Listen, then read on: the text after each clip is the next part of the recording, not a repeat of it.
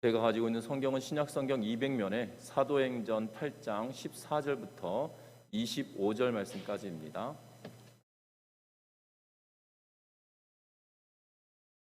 사도행전 8장 14절부터 25절 말씀까지를 제가 한 절 읽고 여러분들 한 절 읽고 교도감에 읽도록 하겠습니다. 예루살렘에 있는 사도들이 사마리아도 하나님의 말씀을 받았다 함을 듣고 베드로와 요한을 보내매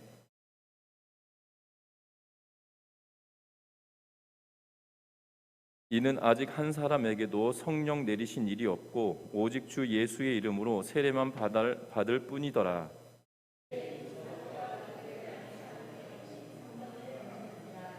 시몬이 사도들의 안수로 성령 받은 것을 보고 돈을 들여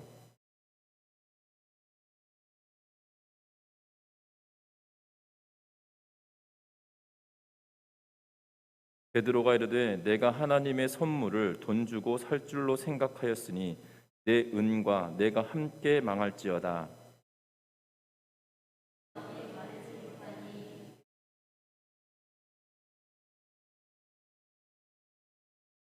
그러므로 너의 이 악함을 회개하고 주께 기도하라. 혹 마음에 품은 것을 사하여 주시리라.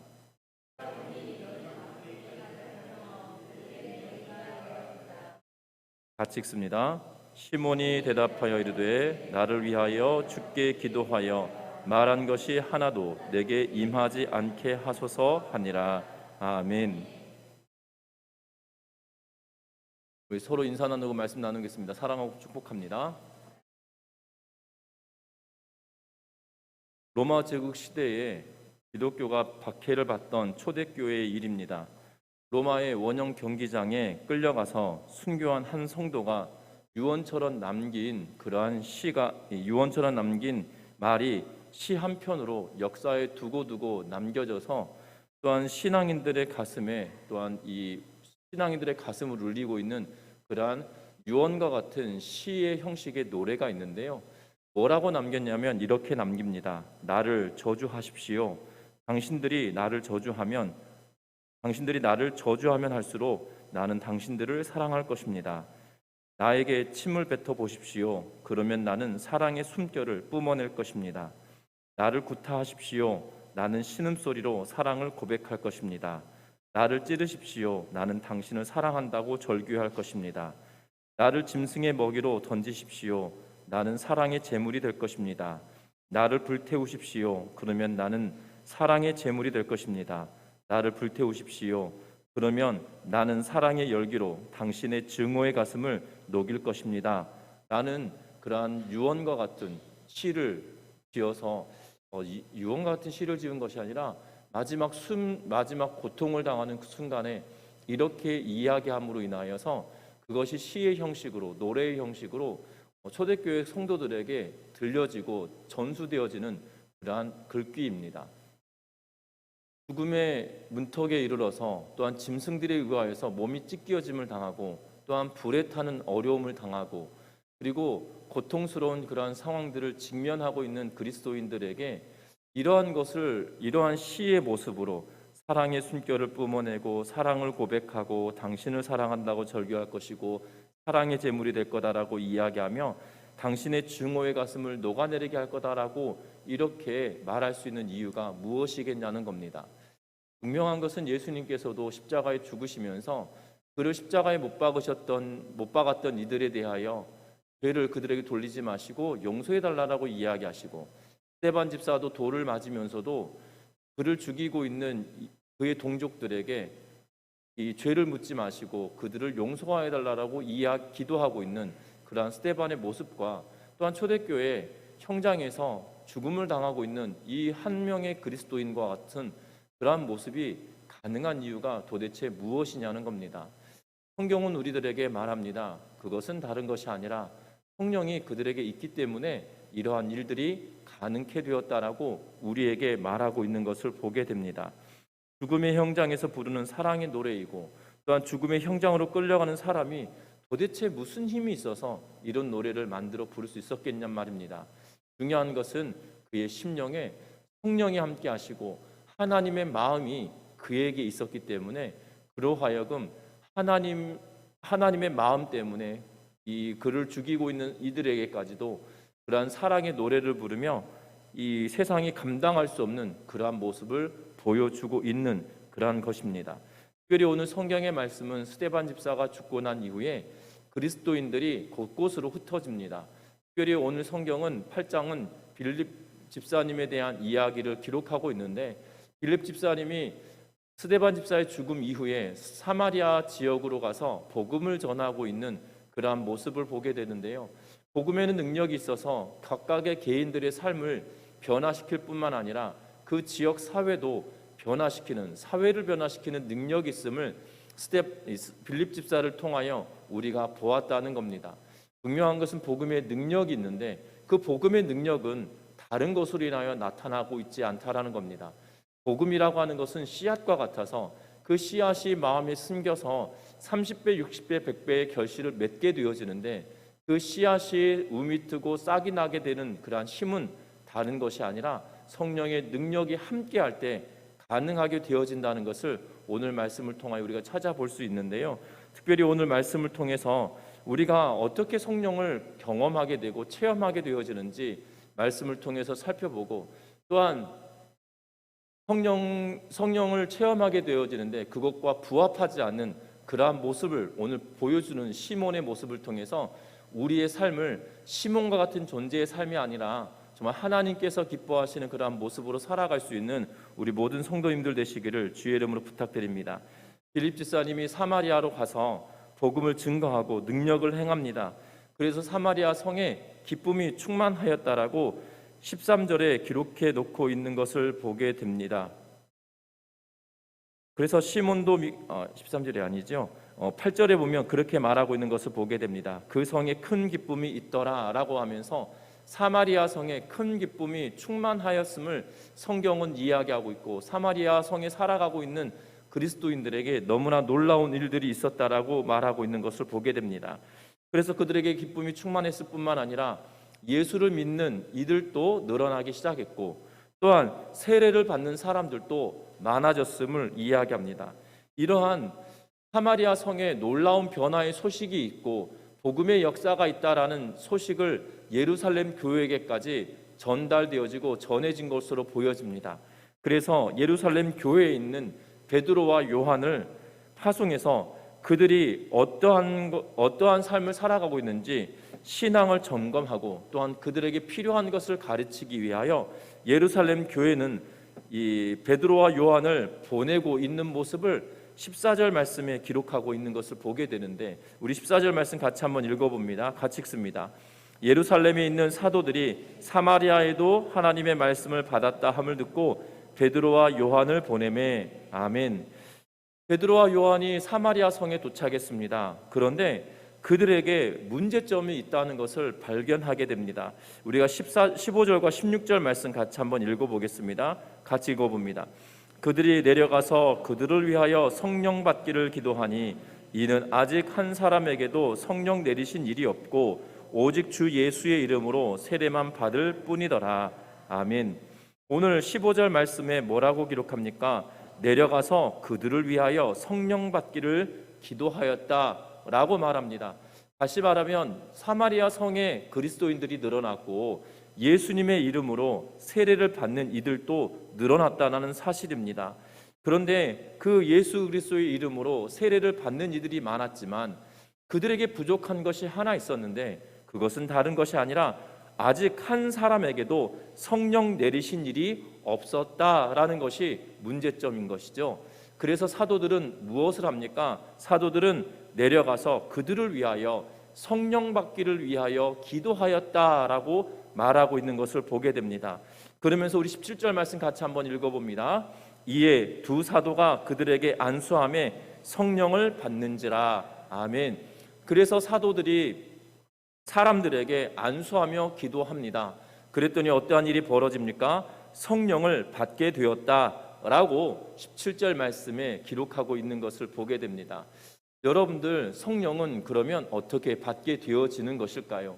오늘 성령의 말씀에 보면 분명한 것은 빌립 집사님의 전도로 말미암아 복음의 역사가 일어났고 복음의 능력이 일어났고 하나님의 능력이 나타났다라고 분명하게 말합니다. 8장 10절의 말씀에 보면 낮은 사람부터 높은 사람까지 다 따르며 이르되 이 사람은 크다 일컫는 하나님의 능력이다라고 이야기하면서 이 하나님의 능력이 그들 가운데 일어났음을 이야기하고 있고, 또한 하나님의 능력이 그들을 통한 하나님의 능력이 그 사회 가운데 나타났음을 보았다는 것입니다. 그럼에도 불구하고 그들에게 부족한 것은 성령 때문이다라고 이야기하며 성령을 받아야 된다라고 말하고 있는 것을 보게 된다는 거죠. 그런데 성령을 어떻게 받냐는 겁니다.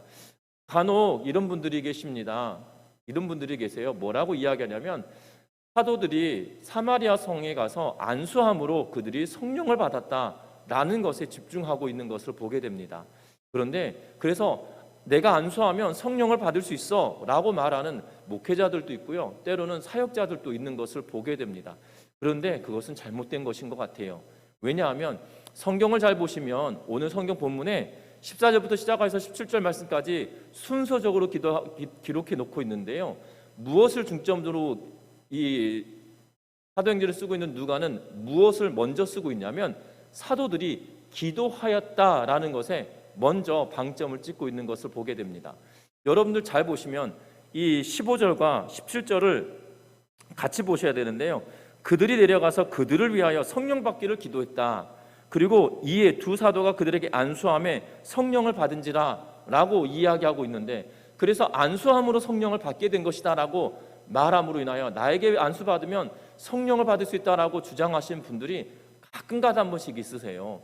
그런 분들은 조금 주의하고 조심하시면 좋을 것 같다는 생각이 들어지는데, 왜냐하면 중요한 것은 내가 안수했기 때문에 성령이 오는 것이 결단코 아니라는 거예요. 내가 안수해 주었기 때문에 나를 통해서 성령이 온다라고 이야기하는 것은 큰 잘못이라는 사실입니다.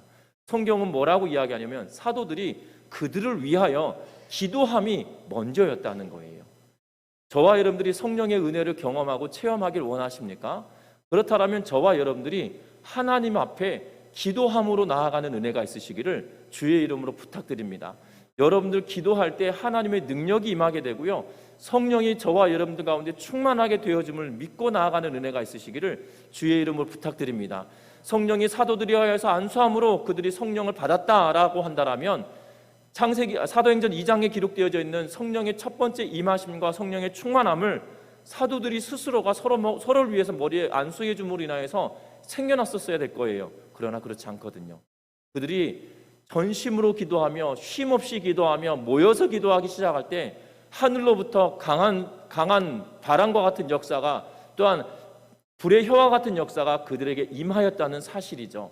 중요한 것은 기도가 그들에게 선행되어질 때 놀라운 역사가 임하게 되어졌다는 것을 기억하는 우리 전미중학교의 모든 성도님들 되시기를 주의 이름으로 부탁드립니다. 그런데 성령 받기를 위해서 기도하십시오라고 이렇게 이야기하면 굉장히 어려워하는 분들이 계세요. 굉장히 힘들어하는 분들이 계십니다. 왜냐하면 우리는 문화적으로 이 한국의 문화적인 상황은 기도한다, 어떠한 영을 받기 위해서 기도한다는 것은 쉬운 일이 아니기 때문이죠. 왜냐하면 우리는 딱 기도하여서 하나님의 영을 받아야 됩니다라고 이야기하면 이런 생각이 불현듯 듭니다. 그러면 나는 어떤 산에 가서 어떤 나무를 붙들고 기도해야 될까? 목사님들이 간혹 난 소나무 뿌리 한두 뿌리 뽑아야죠, 그래서 능력 받았습니다, 이런 간증을 듣기도 하였고, 또 하나는 과거에 우리가 이 무당들이 접신하는 행위를 할 때 어떤 일들 벌이냐면 용한 데 가서 밤이 맞도록 기도하여서 내가 계룡산에 가서 영을 받았다, 어느 산에 가서 영을 받았다, 이런 일들을 이런 이야기들을 하시기 때문에 영을 받아야 된다는 그러한 영을 받는 기도를 해야 된다고 하면 그런 생각이 먼저 우리들 머릿속을 싹 지나갑니다. 나는 저렇게 기도하기 힘든데 어떻게 며칠 동안 금식하면서 그 나무를 붙들고 기도할 수 있어? 라고 생각함으로 때로는 두려워질 수 있는데요, 그렇지 않다는 겁니다. 성경은 굉장히 상식적이에요. 여러분들 생각해 보십시오. 제자들이 모여서 기도할 때, 이 마가의 다락방에서 모여서 기도할 때 소나무 뿌리를 붙들고 뽑히도록 기도하였다, 그렇지 않았거든요. 마가의 다락방에 소나무 뿌리가 있었다 생각할 수가 없단 말이죠. 그리고 중요한 것은 유대 땅에 소나무가 그렇게 주종목의 나무가 되지 않아요. 분명한 것은 그들이 모여서 하나님을 찬양하고 주님께서 가르쳐 주신 말씀들을 다시 한번 되새겨보고, 그리고 전심으로 합심하며 마음을 합하여 기도하는 일들이 그들에게 일어났다는 것이에요. 중요한 것은 마음을 어디에 두고 있냐는 것이거든요. 저와 여러분들이 하나님께 기도하며 나아갈 때 우리의 마음을 하나님께로 향하여 두고 나아가는 은혜가 있기를 주의 이름으로 부탁드립니다. 그런데 중요한 것은 성령을 경험하는 기도의 방법이 있다는 거예요. 그렇다고 해서 뭐 방법이 있다고 그러면 우리 목사님 무슨 방법을 용하게 가르쳐 주실까? 뭐 용하게 가르쳐 드리는 것이 아니고요. 성경이 말하는 것을 여러분들에게 알려드리려고 해요. 성령을 경험하고 하나님의 은혜를 체험하기 위하여서 가장 먼저 선행되어지는 기도는 다른 것이 아니라 나의 연약함을 하나님께 낱낱이 드러내며 나아가는 거라는 것을 기억하는 우리 전미중학교 성도님들 되셨으면 합니다. 우리가 성령의 은혜를 체험하고 하나님의 능력을 경험하기 원한다라면 다른 것이 아니라 하나님, 나는 아무런 능력이 없습니다. 내가 하나님께 항복하며 나아갑니다. 주님, 부족하고 연약한 나를 불쌍히 여기시사 나를 받아 주십시오라고 기도하며 나아가는 은혜가 있기를 주의 이름으로 부탁드립니다. 그래서 우리가 저 어렸을 때 부흥회 하면 이 찬양을 참 많이 불렀던 기억이 납니다. 천부여 의지 없어서 손 들고 옵니다. 주 나를 박대하시면 나 어디 가리까.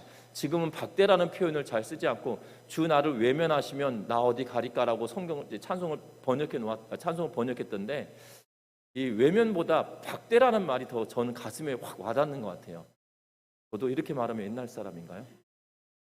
주 나를 박대하시면 나 어디 가리까 라고 하면서, 중요한 것은 그 찬양을 부를 때마다 왜 이렇게 가슴이 이렇게 절절했는지, 중요한 것은 그렇습니다. 천부여 의지 없어서 하나님 아버지, 내가 의지할 데가 없어서 두 손 들고 주님께 나아갑니다 라는 것으로부터 저와 여러분들이 기도의 문을 열어야 된다는 겁니다. 내가 능력이 있지 않습니다. 하나님, 나는 부족합니다. 하나님, 나는 주의 은혜가 필요합니다. 하나님, 나는 주의 사랑이 필요합니다. 하나님, 내가 주의 도움이 필요합니다 라고 하며 내 자신을 내려놓고 하나님께 전심으로 항복하며 나아가는 순서가 우리들에게 가장 필요한 겁니다. 하나님의 능력이 나에게 필요합니다. 나는 아무것도 할 수 없사오니 나에게 하나님, 나와 함께 해주십시오 라고 하며 우리의 자신을 내려놓고 하나님께로 나아가는 우리 전미중학교의 모든 성도님들 되시기를 주의 이름으로 부탁드립니다. 이것이 기도의 첫 문을 여는 방법이라는 거예요. 그 다음 문은 어떻게 열어야 되느냐? 성령의 충만함을 사모해야 된다는 겁니다. 내가 연약함을 하나님께 내어놓고 또한 사모함을 하나님께 바라며 나아가야 된다는 거죠. 예수님께서는 죽으시고 부활하시고 승천하시면서 뭐라고 말씀하십니까? 너희가 예루살렘을 떠나지 말고 성령을 기다리라 라는 말씀을 하시지요. 제자들은 그래서 마가의 다락방에 모여서 기도하기 시작합니다. 그들이 모여서 기도하는 이유가 무엇입니까? 보내주시기로 약속하신 성령을 사모하면서 그들이 모였다는 거예요. 그냥 모여 있으라 떠나지 말라고 하니까 어쩔 수 없이 그곳에 모였던 것이 아니라 사모하는 마음으로 자기를 부인하고 하나님의 능력을 구하며 사모하는 심령으로 그들이 하나님께로 나아왔다는 사실들을 기억하는 은혜가 있기를 주의 이름으로 부탁합니다. 하나님, 내가 아무것도 아닙니다. 그러나 하나님의 영을 사모합니다. 성령을 내가 사모합니다. 하나님, 나에게 은혜를 베풀어 주십시오라고 사모하는 심령으로 하나님께 나아감이 우리들에게 필요하다는 거예요. 또 하나가 필요합니다. 그것은 다른 것이 아닙니다. 우리가 하나님께 항복하며 나아가고 사모하는 심령으로 하나님께 나아갔다라면 우리는 믿음으로 나아가야 된다는 사실이죠. 중요한 것은 믿음을 가지고 우리가 간구하고 기도해야 한다는 겁니다. 하나님께 항복하고 사모하는 마음이 있었다라면 거기서 그칠 것이 아니라 믿음으로 하나님께 기도하는 것입니다. 하나님, 내 안에 찾아오셔서 나에게 역사하여 주십시오. 내게 당신의 능력을 부어주십시오. 성령의 기름을 부어주십시오. 내 마음과 내 생각과 내 입술을, 내 삶을 하나님 온전히 주장하여 주십시오라고 하나님께 나아가며 믿음의 기도를 감당하며 나아갈 때 우리에게 성령께서 함께 하여 주신다는 것을 믿고 나아가는, 그렇게 구하는 우리 모든 성도님들 되시기를 주의 이름으로 부탁드립니다. 여러분들, 희한합니다. 우리가 베드로와 요한이 안수하는 것에 집중한다라면 우리는 능력 있는 사람에게 머리를 조아리고 그들을 통하여서만 성령이 우리에게 임하게 될 거예요. 그런데 성경은 그렇게 말하지 않습니다. 베드로와 요한이 그들에게 와서 그들을 위하여 기도함이 먼저였다는 거예요. 안수함이 먼저가 아니라 부족한 부분을 놓고 기도했다는 거죠. 베드로와 요한의 기도가 바로 여기에 있다는 겁니다. 항복함으로 또한 하나님 앞에 그들이 뭐라고 기도했을 거라 생각이 드시나요? 하나님, 나 능력 많은데 이들을 변화시키도록 하나님 나에게 좀 한 번 더 힘 주세요. 이렇게 했을까요? 아닐 것 같아요. 베드로가 요한이 성전 미문에 있던 안진병이 일으킬 때도 그들이 뭐라고 이야기합니까? 금과 은은 나에게 없다 라고부터 시작하고 있거든요. 그들의 처지와 그들의 상황을 누구보다도 잘 알고 있는 것이 베드로와 요한입니다. 그들의 기도는 첫문이 무엇이었을 거라고 생각하시나요? 하나님, 우리가 이곳에 왔는데 이들에게 하나님께서 능력을 베풀어 주신 거 너무나 감사합니다. 그런데 우리가 이곳에 와서 보니 이들에게는 우리가 경험했던 것처럼 성령이 이들에게 있지 않네요. 하나님, 우리에게 부어주셨던 성령을 이들에게도 부어주십시오. 나에게 힘이 있거나 능력이 있지 않습니다. 우리가 하나님께 마음을 모아 뜻을 모아 기도하오니 또한 이들을 위해서 기도할 때 하나님의 영을 부어주십시오 라고 그들이 기도하지 않았을까요? 분명한 것은 베드로와 요한이 가슴에 품고 기도함이 이러한 방법들로 기도했다라고 저는 생각이 들어져요. 하나님, 내가 능력이 없지만 하나님 나를 사용해 주십시오. 하나님, 내가 믿음으로 간구하고 성령을 내가 초청하오니 이들 가운데 부어주십시오라고 하며 기도하는 심정으로 그들에게 나아갔다는 사실입니다. 저와 여러분들도 그렇게 기도하며 나아가는 은혜가 있기를 주의 이름으로 부탁드립니다. 또 하나의 문이 있어요. 이 문은 굉장히 중요한 문입니다. 그것은 무엇이냐면 우리가 성령에 충만하다라는 말과 반대되는 말은 무엇이냐면 성령이 소멸되어지다라는 표현일 거예요.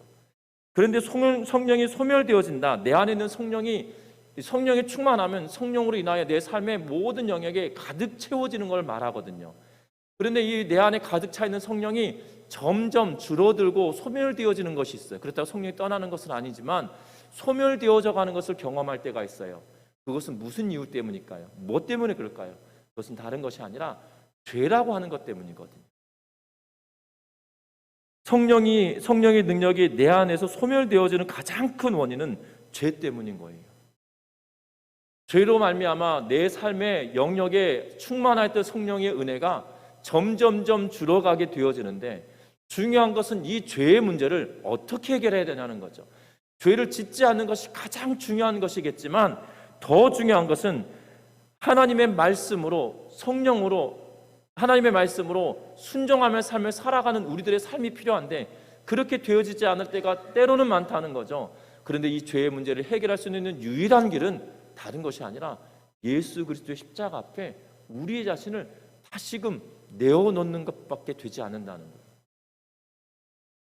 그러면 우리는 고민되어집니다. 방금 이야기했던 대로 내가 항복해야 된다, 사모해야 된다, 믿음을 가져야 된다, 그리고 십자가 앞으로 나아가야 된다 라고 이야기를 하면 그럼 도대체 이것이 앞에 세 개와 뒤에 하나가 계속 충돌되는 거 아니냐라고 생각할 수 있는데 충돌되는 것이 아니고요, 상호 유기적인 거죠.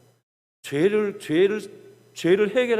문제를 해결해야만 우리가 그것을 깨닫고 항복하게 되어지고요, 그리고 사모하게 되어지고요, 하나님께 믿음으로 구할 수 있는 은혜가 있게 되어진다는 거예요.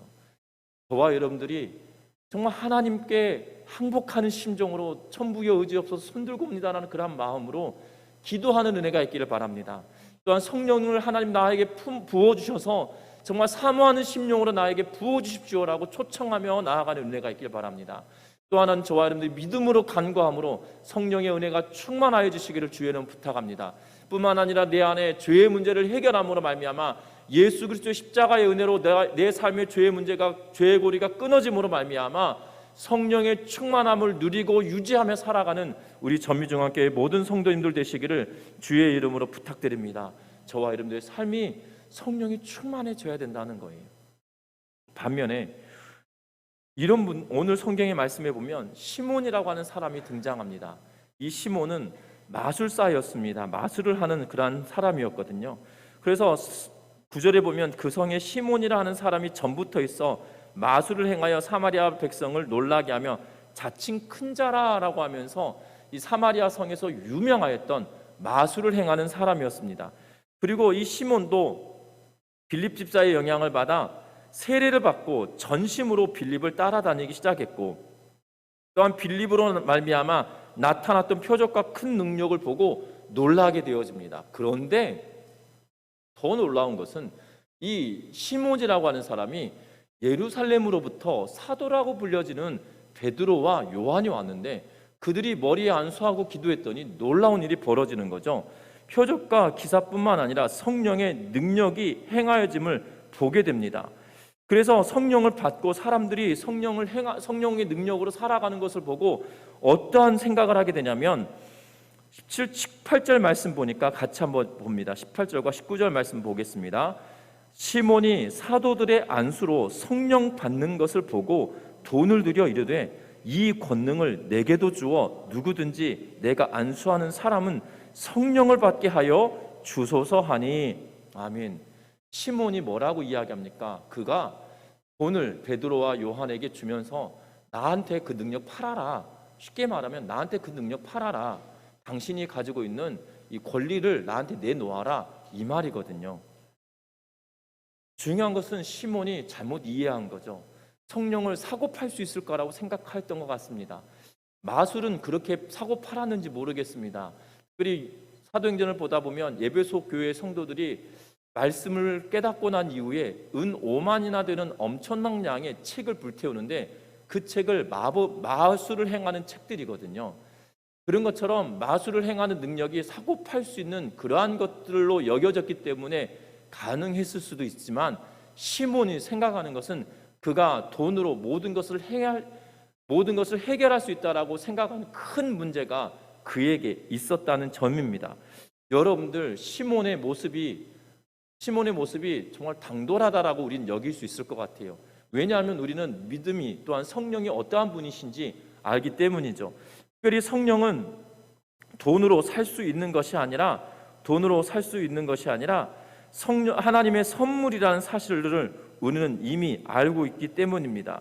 그래서 20절에 이렇게 기록합니다. 같이 한번 읽어봅니다. 베드로가 이르되 내가 하나님의 선물을 돈 주고 살 줄로 생각하였으니 내 은과 내가 함께 망할지어다. 아멘. 베드로, 이 말씀을 우리는 이미 알고 있기 때문에 성령은 하나님의 선물이기에 돈으로 사고 파는 것의 문제가 아니라 하나님께서 주셔야 된다는 사실들을 우리에게 말해 주고 있죠. 그래서 앞에 말씀드린 것처럼 하나님께서 선물을 주실 때 그 선물을 사모하고 기도하고 나아갈 때만 가능한 일인데, 중요한 것은 시몬의 모습이에요. 시몬이 그가 살아왔던 삶의 방식대로 성령을 얻고자 했다는 것에 우리는 관심을 두어야 된다는 겁니다. 저와 여러분들 신앙생활도 마찬가지예요. 신앙생활은 내가 살아왔던 삶의 태도와 내가 살아왔던 삶의 방식으로 신앙생활하는 것이 절대로 아니라는 겁니다. 신앙생활은 내 방식으로 삶을 사는 것이 아니고요. 신앙생활은 하나님께서 우리에게 주신 삶의 체계와 삶의 방식으로 살아가도록 삶을 바꾸는 일이 바로 성령으로 살아가는 것이거든요. 저와 여러분들 기억해야 합니다. 내가 신앙생활 했음에도 불구하고 내 생각, 내 마음, 내 언행이 여전히 과거에 묶여 있다라면 시몬과 똑같은 존재일 수밖에 없다는 거예요. 성경은 우리들에게 다분하게 이야기합니다. 뭐라고 이야기하냐면 삶은 하나님의 방식으로 살아가는 것이 성령의 충만한 삶이다라고 말하고 있다는 거예요. 여러분들 초대교회 성도들이 고난을 당하고 동물에게 죽임을 당하고 또한 짐승들에게 잡힘을 당하고 또한 불태움을 당하여 죽임을 당하고 십자가에 매달려 죽임을 당하는 그리스도인들이 그럼에도 불구하고 믿음을 버리지 않는 이유가 무엇일까요? 그들이 삶의 방식을 과거에서부터 이제는 하나님의 말씀에 근거로 하여서 삶의 방식을 바꿨기 때문이라는 거예요. 베드로가 삶의 방식을 바꾸지 않았다라면 베드로는 십자가의 형틀에 달리기 전에 이렇게 말했을 거예요. 나 예수 모른다. 그는 이미 예수를 부인하는 일에 적극적이었던 사람이었거든요. 그 밤에 3번이나 부인했단 말입니다. 예수님이 잡히시던 그 밤에. 그런데 10수년이 지난 베드로가 십자가의 형틀에 매어 달리는 그러한 상황이 딱 놓였을 때 부인할 수 있는 거 당연한 거 아니겠습니까? 그런데 베드로는 이제 성령의 충만함을 경험하고 그의 삶을 바꾸어서 삶의 태도를 바꾼 거예요. 그러면서 뭐라고 고백합니까? 전설에 의하면 내가 어떻게 나의 스승 예수와 똑같이 십자가를 바로 매겠느냐? 나는 거꾸로 매달라라고 하면서 그들에게 요구하는 것을 보게 됩니다. 놀랍지 않습니까? 삶의 태도를 바꾸는 것이에요. 삶의 모습을 바꾸는 것이에요. 시몬이 그의 인생을 바꾸지 못했습니다. 하지만 베드로나 요한은 그의 삶을 바꾸었어요. 우레의 아들, 번개의 아들이라 불렸던 다혈질적이었던 요한이 그의 인생을 바꾸었어요. 그리고 그가 하나님이 원하시는 말씀의 기초를 둔 삶의 태도를 가지고 그들이 살아왔음을 분명하게 이야기하고 있다는 것입니다. 저는 사역을 하면서 참으로 독특한 분들을 종종 볼 때가 있었습니다. 어떤 분이시냐면 이 장로님이 되셨음에도 불구하고 입이 굉장히 거친 분을 제가 만난 적이 있습니다. 쌍욕하는 것은 다반사입니다. 그러면서 그분이 이렇게 말씀하십니다. 내가 왕년에 많이 놀았다고, 주먹질 좀 했고, 내가 시내에 나가면 그 누구도 나를 함부로 할 수 없었다라고. 그런데 삶의 모습은 여전히 과거의 모습과 변하지 않은 모습을 보게 되어져요. 과거의 모습이 자랑의 모습이 아니거든요. 그렇다고 해서 지금 말과 언행이 여전히 그렇게 있다라면 그것도 아니죠. 저와 여러분들 기억할 것은 한국 교회 역사 가운데 주먹 썼던 분들 한두 분이 아니십니다. 그런데 그들의 인생이 뒤바뀌어져 있고 삶이 바뀌어서 그들이 놀라운 하나님의 은혜를 그들의 삶 자체만을 가지고도 놀라운 능력, 하나님의 능력을 드러냈던 것을 우리는 종종 보게 된다는 거예요. 여러분들 기억하셨으면 합니다. 성령을 사모하십니까? 성령의 충만함을 경험하기를 원하십니까? 그렇다면 우리의 삶의 모습을 과거에 얽매여 있어서 그 모습이 지금까지 쭉 같이 오는 것이 아니고요. 성경이 말씀하시는 대로 내 삶의 태도를 바꾸어가는 것이에요. 성령이 원하시는 대로 내 삶의 태도를 바꾸어가는 것이에요. 지금 베드로가 시몬에게 뭐라고 이야기했습니까? 20절 말씀 다시 한번 읽어보는데요. 무서운 말씀이에요. 20절 말씀입니다. 같이 읽습니다.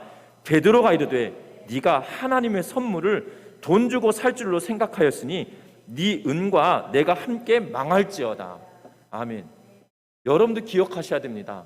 삶의 태도가 지금 시몬은 그가 누렸던 그 방식대로, 그가 살아왔던 방식대로 그가 새로운 마술을 익히기 위하여서 돈을 주고 책을 사서 익혔을 수도 있고 돈을 주고 사서 그의 능력을 더욱더 채웠을 수는 있으나 하나님의 능력도 그렇게 사면 될 줄 알았어요. 그랬더니 베드로가 뭐라고 이야기합니까? 네 은과 망할 거다라고 이야기하고 있어요. 네가 바뀌지 않으면 너가 하나님의 선물을 돈을 주고 살 거라 착각했구나. 네가 여전히 똑같은 삶을 살아왔구나. 네가 평소에 행하던 대로 지금 똑같이 하려고 하는구나. 그렇다면 너는 네 은하고 동일하게 망할 거야 라고 저주 아닌 저주를 하고 있는 걸 보게 되어져요. 그런데 이 저주가 거기서 끝났냐? 그것이 아니죠. 오늘 말씀 보면 21절과 22절 말씀까지 같이 읽어봅니다. 하나님 앞에서 네 마음이 바르지 못하니 이 도에서는 내가 관계도 없고 분깃될 것도 없느니라. 그러므로 너의 이 악함을 회개하고 주께 기도하라. 혹 마음에 품은 것을 사하여 주시리라. 아멘. 여러분들 기억하셨으면 합니다. 베드로와 요한이 그를 내치고 거기서 끝낸 것이 아니에요. 네 망할 거다라고 말한 것으로 끝난 것이 아닙니다. 하나님 앞에서 네 마음이 바르지 못하다. 그래서 이도 다시 말하면 하나님의 복음 전하면 하나님의 말씀과 너는 상관없는 존재가 되어버린 거다라고 이야기하고 있고, 그래서 너는 하나님의 백성 될 자격도 없어. 그런데 너의 이 악함을 회개해라. 그리고 기도해라. 그러면 하나님께서 너의 마음에 품은 것을 사하여 주실 거다라고 하며 그가 주께로 다시 돌아오기를 베드로와 요한은 요청하고 있는 것을 보게 된다는 거예요. 우리도 그럴 수 있습니다. 우리가 믿음이 연약하고 하나님의 말씀 앞에 우리가 서 본 적이 없으니까 과거의 습성대로 내가 지금 신앙생활하고 세상을 살아가고 있을 수 있어요. 그런 하나님은 우리를 너 그렇게 살다가 망한다 여기서 말하고 있는 것이 아니고요. 저와 여러분들에게 너가 품은 마음을 하나님께 내가 악한 존재다라고 회개하며 나아와. 그러면 너를 용서해 주실 거야 라고 말씀하고 계신 것처럼 저와 여러분들도 하나님께로 전심으로 다시금 우리의 마음과 생각을 돌이키며 하나님의 말씀 앞에 우리 자신을 세우는 은혜가 있기를 주의 이름으로 부탁드립니다. 저는 강단에 설 때마다 전에는 그렇지 않았거든요. 그런데 이 카메라를 달고 난 뒤로부터 몸 매무새가 굉장히 신경 써지게 되는 것. 지금도 계속 신경 쓰여요. 넥타이가 좀 삐뚤어진 것 같거든요.